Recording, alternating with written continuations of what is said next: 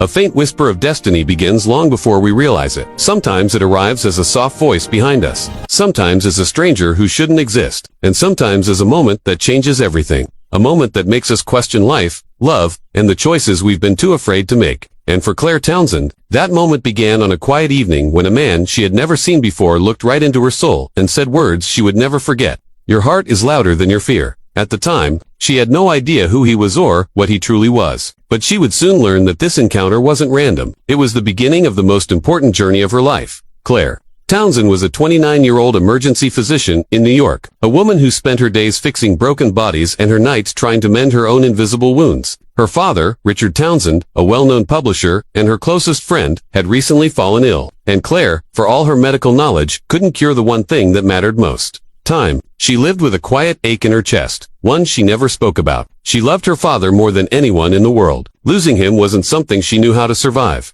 One evening, after her shift, she found herself in a tiny coffee shop near 76th Street, exhausted, distracted, and moving on auto. That was when she first saw him. A tall man stood near the counter, wearing a simple charcoal coat, intense yet gentle eyes, and an expression both innocent and impossibly wise. There was something strange about the way he watched her, not threatening, not flirtatious, but as if he already knew her. When she stepped forward to order, he spoke softly. You saved 3 lives today, he whispered. Claire froze. She hadn't spoken to him, hadn't even made eye contact yet. How do you know that? She asked. His lips curved into the faintest smile. I listened carefully. She was unsettled but curious, drawn to him without explanation. She ordered her coffee, thinking he would walk away, but he didn't. He stood there, studying her, not her face, her soul. And then, with the same calmness, he said, Your father loves you more than you understand. Be with him. Don't wait. Her breath caught. Who are you? A friend? He whispered. For now. The man left before she could question him further, disappearing into the city crowd as if the world swallowed him whole. That night, Claire drove directly to her father's home instead of going to her apartment. She stayed with him, talked to him, cooked with him, laughed with him, and for the first time in months, she didn't check her phone or rush to the next task. She didn't know why, but she felt like she had been given a warning. The next morning, her father made an unusual request. I want you to meet someone, he said. Strangely, he looked nervous. Her father, the man who could negotiate billion-dollar deals without blinking, looked genuinely unsettled. Before Claire could ask anything, the doorbell rang.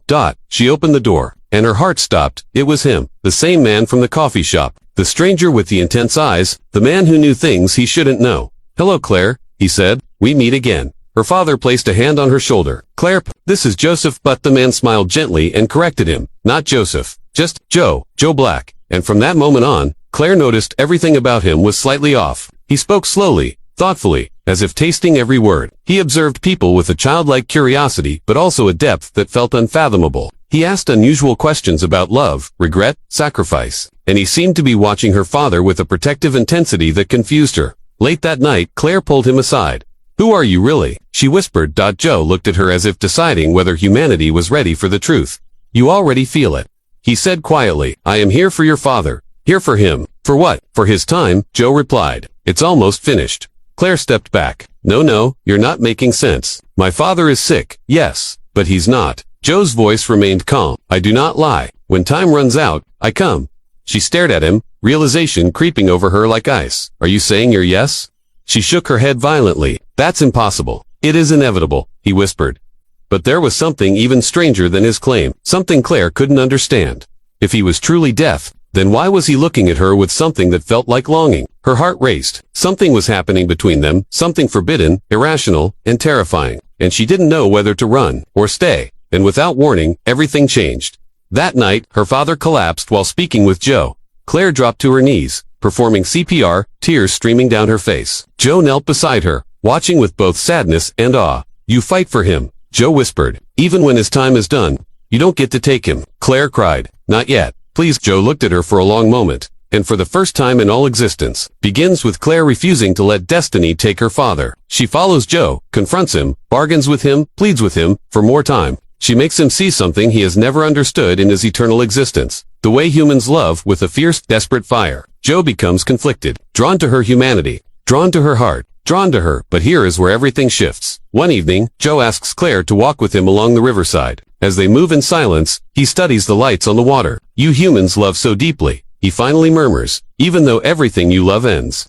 Maybe that's why we love, she whispers, because time is short. He looks at her, understanding something for the first time. He reaches out, touching her cheek with a tenderness that feels both foreign and inevitable. You make me feel something impossible, he admits, something that has no name in the world I come from. Claire's voice trembles. If you take my father, I'll never look at you the same. I know. Then why are you telling me this? Because I don't want to leave this world, Joe says. Not yet, not after meeting you. She steps back, horrified. You're choosing me. Over your purpose? No, he whispers. I'm learning, and because of you, I understand now. Love is not possession. It is sacrifice.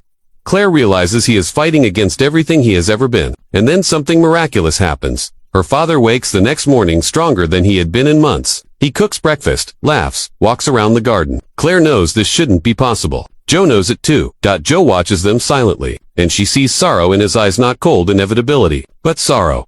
That night, Joe asks to speak to Richard alone. An hour passes, then another. Claire waits downstairs, trembling. Finally, Joe comes down the stairs. It's time, he says softly. No. Claire whispers. Joe places a hand on her shoulder. Not cold, not eerie, but warm. I am not taking him, Joe says. He is coming because he chooses. He has lived fully. He has no fear. Claire shakes violently, tears falling. Why are you telling me this? Because you deserve the truth, Joe says gently, and because you taught me something. Time isn't the enemy. Wasting it is. Joe turns to leave. Claire grabs his hand. Will I ever see you again? He hesitates. No, he whispers, but I will remember you. In a place where memory never existed before you. Claire breaks, leaning into him. Joe holds her, not as death, but as someone who finally understood what being human meant, and then he walks away with her father, disappearing into a horizon that was never meant to be seen. Days later, Claire stands alone at the riverside where she once walked with him. The world feels quieter, but she is changed. She chooses to live the way he taught her, fully, fiercely, without holding back.